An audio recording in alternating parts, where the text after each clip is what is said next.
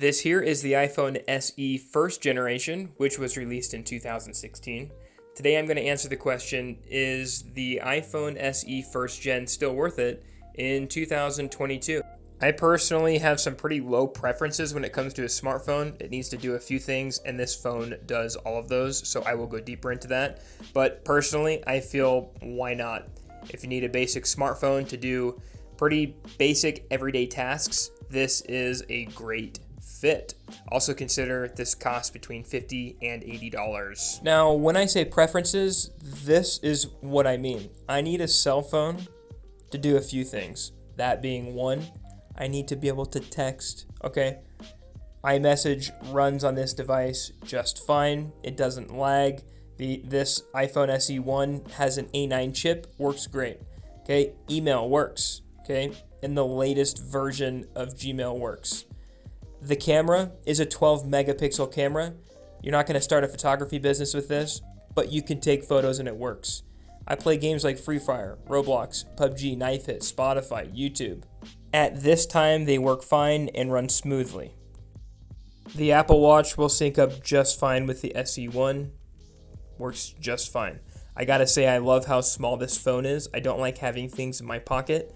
The SE1 is not my daily driver, but I am a fan of the small form factor, and it's great. I'm definitely a fan.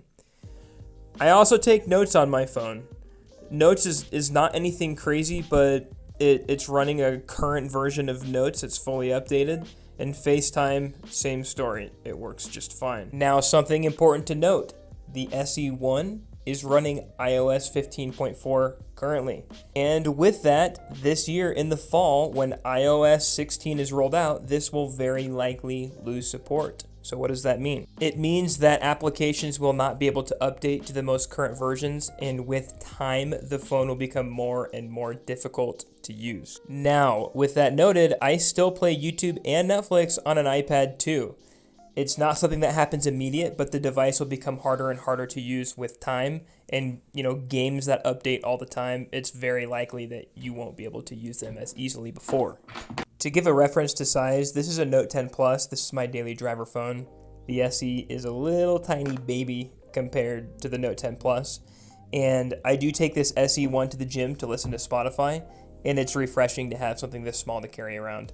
The bezel's just about as thick as the Note 10 Plus, so it's a pretty lightweight phone, very small.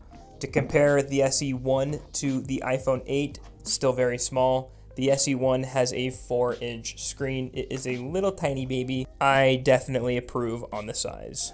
So coming back to that question, is it worth it? It's going to depend on your preferences, but the average smartphone today is going to cost close to $1,000. If you're looking for a device to use as a cell phone that takes photos and runs basic apps, this isn't a bad option. I've seen them go as low as $40 and high end on eBay for $70.